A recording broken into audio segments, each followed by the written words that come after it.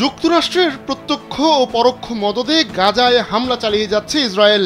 অসহায় গাজাবাসীর বিরুদ্ধে এই যুদ্ধে তেল আবিবকে সমরাস্ত্র ও আর্থিক সহায়তা দিচ্ছে যুক্তরাষ্ট্র। পাশাপাশি মার্কিন প্রযুক্তিও ব্যবহার করছে ইসরায়েল। বিশেষ করে মাইক্রোসফটের মতো টেক জায়ান্টের এআই প্রযুক্তি ব্যবহার করে গাজায় বিভিন্ন টার্গেটে হামলা করা হচ্ছে।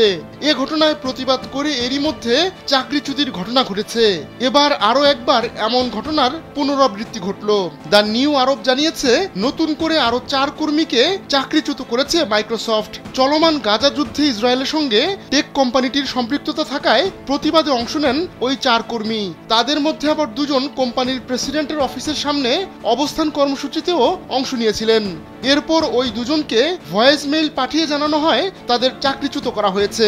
গেল সপ্তাহের শুরুতে আরও 2 জনকে চাকরিচ্যুত করে মাইক্রোসফট। পরে মাইক্রোসফটের পক্ষ থেকে বলা হয় কোম্পানির নীতি লঙ্ঘন করায় তাদের চাকরিচ্যুত করা হয়েছে।